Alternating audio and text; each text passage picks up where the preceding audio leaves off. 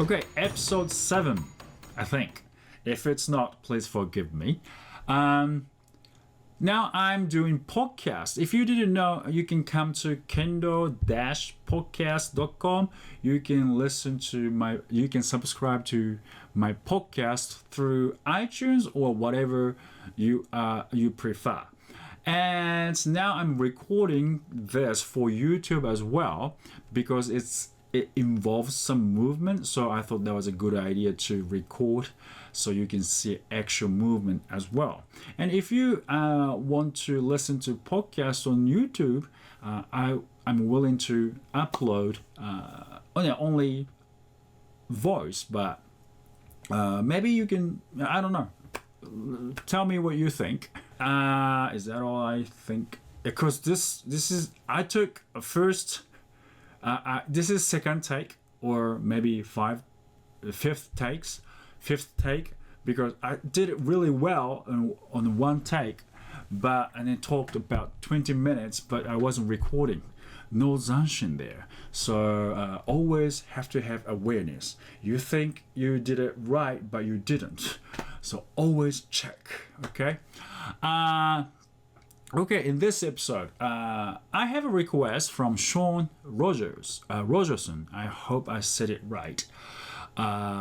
Sean is working on, hang on a minute. Okay, at the moment, I'm struggling with matching strike and footwork while trying to move more from the hip while not breaking straight posture and limit overuse of arms pushing forward in my strike action. Would it be possible to discuss this issue, please? Okay, no problems. Since I didn't watch how you are striking, it's very hard to imagine and give you advice. But I imagine that you're probably trying to keep your posture upright and then strike. If that's the case, don't do it too much because it's pretty bad for your back. Okay, so generally speaking, first you have to know your striking distance. We call it uchima. Okay, uchima in Japanese. Striking distance. If you don't know your striking distance, you get too far, you get too close. So striking distance is you have to strike your opponent's target, right? We have kotemen do tsuki with monouchi, but tsuki is you stab, so it's exception. You use your kensaki to tsuki, but other targets, men kote do, you have to use your monouchi, the monouchi of your shinai, to strike those targets. And then your shoulders should be relaxed and your posture is good. We consider that is good strike, right? So having said that, you need to know distance. So you comfortably strike, let's say men. Okay, comfortably strike men without breaking your posture or breaking your balance, whatever.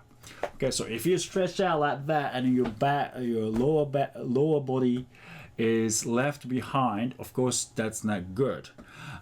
You stretch out is good. The important thing is you put the whole package together, man. And then if you don't snap up your left foot forward quick enough, it's considered to be bad. But even if you lean forward and you recover from it really quickly, it's good. So it's like whole package together. Put whole package together. You can't just go one. We have to go as a whole. You have to put everything together. So first, you have to know your striking distance. First, you have to learn where you can strike men, kote, do, comfortably without breaking your posture too much. Okay, comfortable is the key, because if you try to strike from far distance, you try to reach out which breaks your posture. And if you try too hard,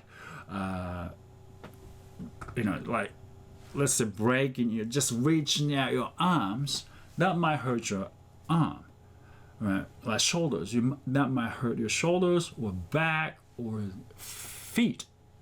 You don't know, so you have to find a comfortable distance. Comfortably strike. You can strike with everything put together. Okay, that's the first thing you should do. And then if you want to try to strike from far distance, you can gradually move back, so the distance between you and your opponent becomes a little far. Okay, so make it just slightly. Important point is you do it gradually, comfortably. Okay, if you feel pain, you shouldn't be doing that. Like my striking distance should be closer than I used to be able to strike because of my back pain. So I have to get a little closer to strike. That's my guess. And of course, I can't do Kendo now because I haven't been doing Kendo for 6 months now because of my back. I hurt my back. So I'm not too sure how I do Kendo, but my guess is I don't want to strike from far distance because I don't want to get hurt.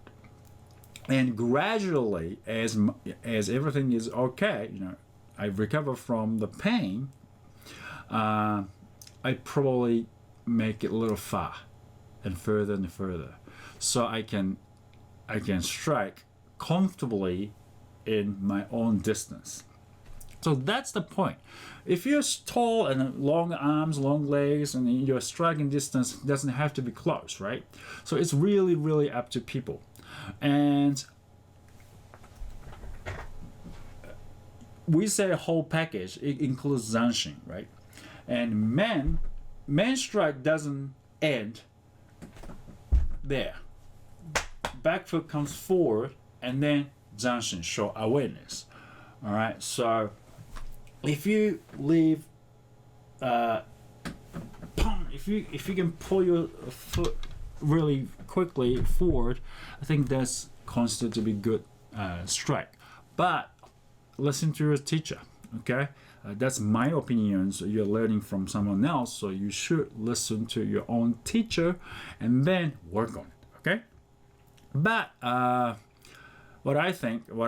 if you were my student, I would tell you to learn your own distance, and that means you can strike comfortably without breaking your posture. Okay, so that is first thing you should do. And like arms pushing forward, you're probably talking about this, stretching your arms forward. If that was the case, if you stretch out your arms, your shoulders come up. So to keep your shoulders down, I think you can see this video by now. By the time you are listening to this, this video should be up. You can keep your shoulders down by showing your palm, all right, to your opponent, not actually showing like that. So if you bring your sword up like this, so you're actually holding this, but if you open, your palm is facing towards your opponent. That's ideal strike. That's the teaching from the late Tsurumano sensei, 9th Dan. And I talked about him in the previous episode. So if you haven't listened to the previous episode, I think it's episode 5 or 6. Please do listen. And he taught us like that, and I didn't know what it meant for about 25 years, and then it just clicked a few weeks ago.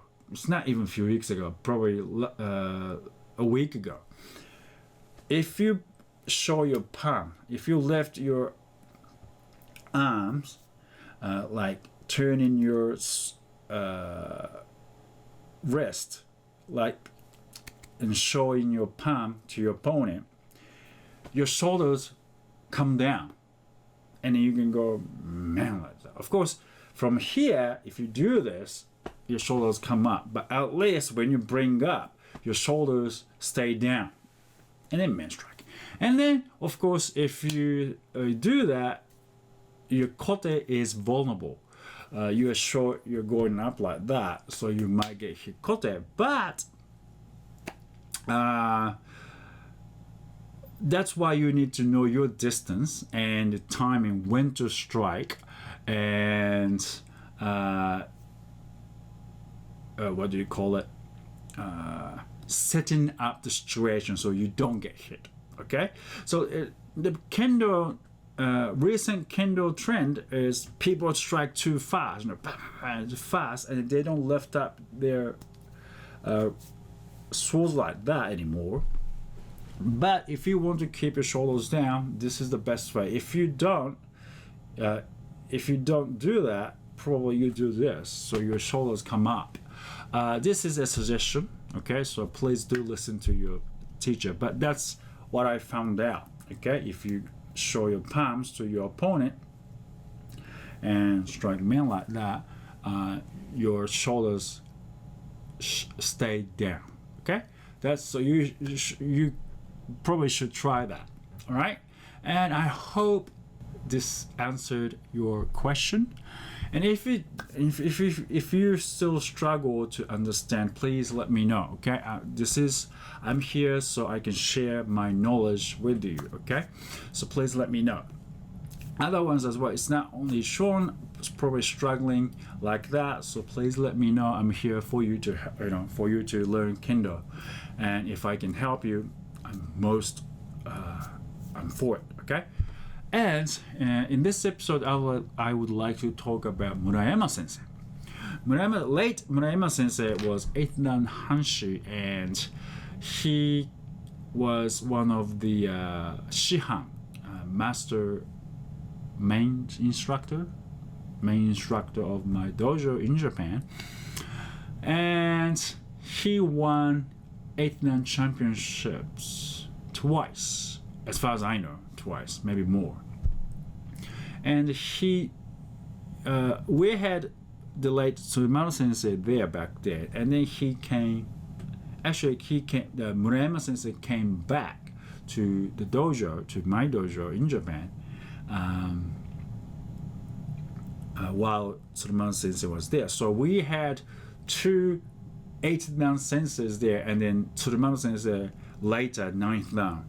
So that dojo was really something, and I have a good memory, of course only good memories with Murayama sensei. When he came to Shibukan is my dojo in Japan, I think I don't remember, maybe 14, 15, 16, around there. I was around that age, and of course he won 8th Dan championships, so of course we know he was good. But the first time, I think that was the first time I did Jigeiku with him, his shinai looked like a suburito. Suburito is big fat shinai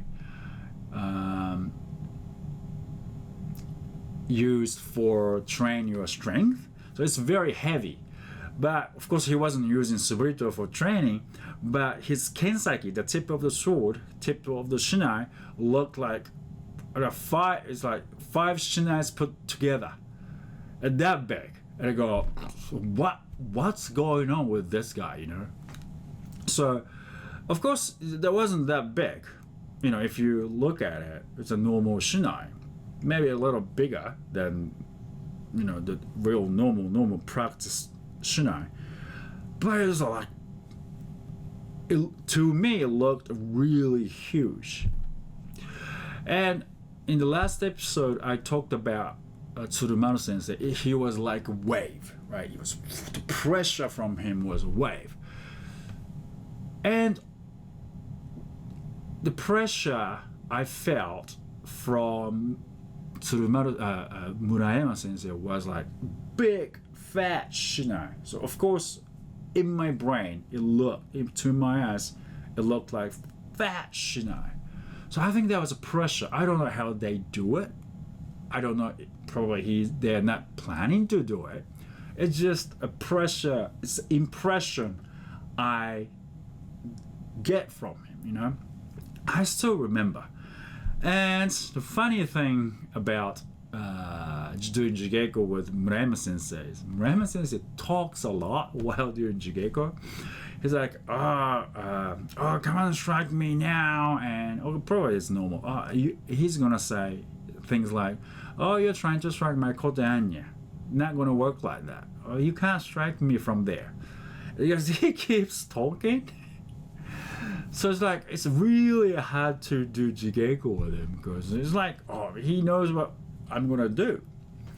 So that was funny memory about him. He smiles sometimes and he gives really scary, he gives a scary face sometimes too.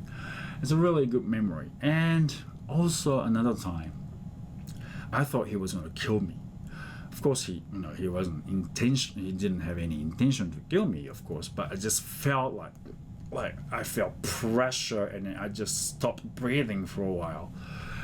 The moment from Tsubazeria, you strike and Tsubazeria and you quietly paying attention, quietly and certain, for sure you don't get hit, but because you can't strike from there, you quietly steps back, right? Try to get distance from your opponent. I was doing that against Murayama sensei, stepping back, and I was so sure he wasn't going to strike. Man, he didn't miss that opportunity. He thought, it's like you shouldn't be just stepping backwards from Tsubazeria.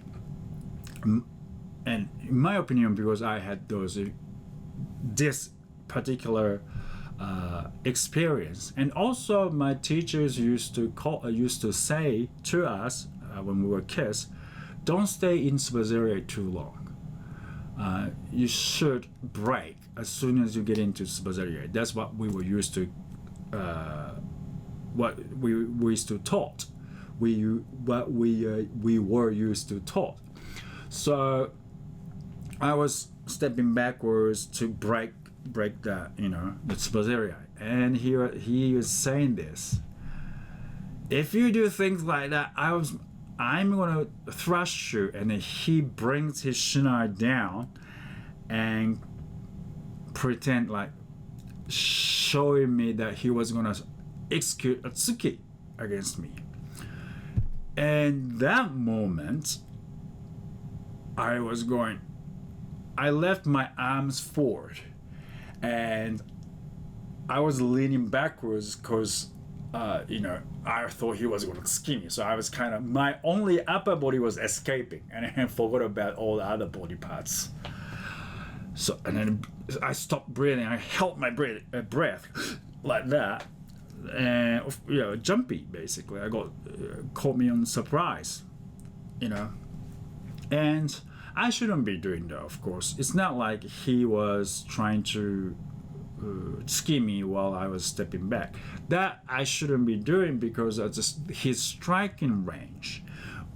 It's not a safe area. It's like kata number 3. 1, 2, 3, and in kata number 3, Shitachi leaves his sword pointing at the bridge of the nose, between the eyes, and then he quietly steps backwards. All right, so it's like it's still striking range, but just they're not striking. Okay, so I shouldn't be just going backwards. I thought I was ready to fight, but I shouldn't be just going backwards. I should be doing something before I break that Tsubazeria. So he was telling me that without actually executing tsuki on me, and that was his favorite special move. Actually, he won one of the 8-dan tournaments by that tsuki. So people start, just uncarefully going backwards, or just stepping backwards without doing anything, and he just doesn't miss that opportunity. and telling us you shouldn't be going backwards like that without doing anything. Who said that you can do that? That kind of thing.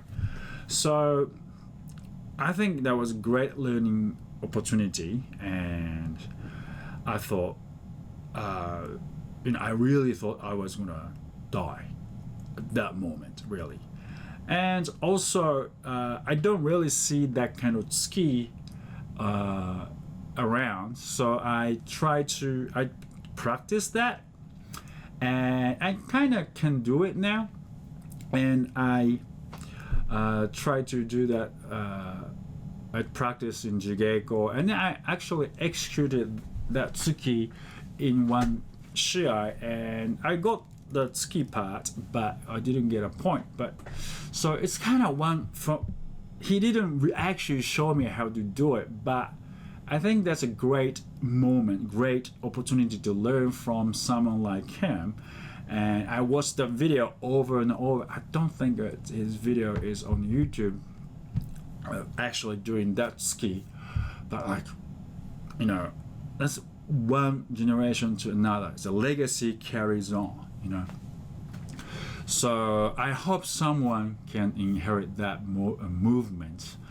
And also another thing, he reminded me that, it's kind of related to that talk, passing the legacy on to another generation. I was in Guatemala, and I was in New Zealand first, and I was in Guatemala next. And he knew that I was going around, everywhere, basically, here and there. And every time I go away, it's not every time.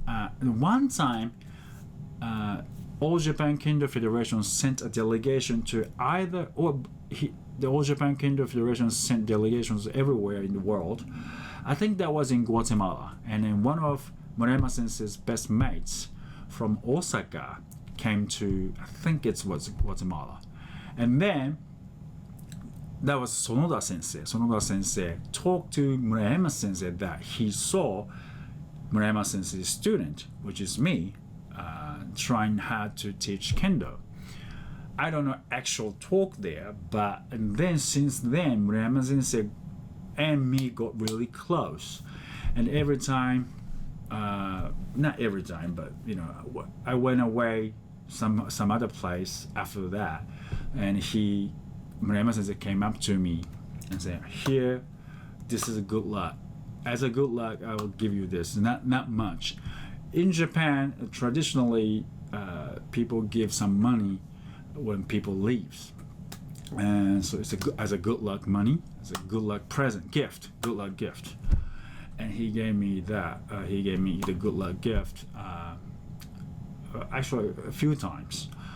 And he told me that's one of his teachings stuck in my head was, you don't have to be that good, but you should have a lot of students. You should teach more students, a lot of students. I didn't know back then why, but now it's stuck in my head, and then try to teach as many. I try to pass the legacy onto as many students as possible, as many people as possible. So his teachings live in me, and then he lives in me, and Suruma Sensei lives in me, and all other teachings live in me. And if I don't pass it to the other generation or you, it dies with me. So I think, I don't know what he meant by have a lot of students, but probably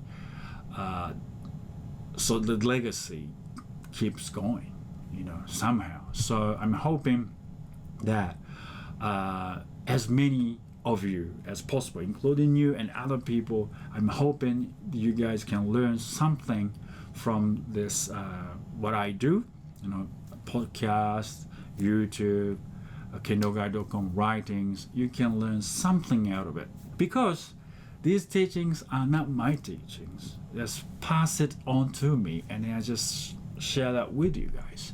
So I hope someone can learn that ski from Murayama Sensei as well. All right. And one more thing before we end this podcast. I'm a member of Patreon system. What Patreon is, you can financially support me from $1, and I changed the system a little bit. Not the actual system, but how you get it's not price, more contents. Because I just want to share those knowledge with you, and at the same time it takes time and money to create all the contents. So if you can help me, from $1, that would be great. And if you go to patreon.com, and if you are on YouTube, if you can go to patreon.com, Kendo for life, I'll be there, and you can see what you can get. The more patrons, let's say, if pledge of $1, and if you have $75, if you reach 75 or more patrons in pledge $1 level, you can get more contents, more patrons on one level. You can get more contents. I just want to reach out more of you. So if you have $1 to spare a month, please consider to support me. Thank you for listening, and I'll see you in another podcast. See you later.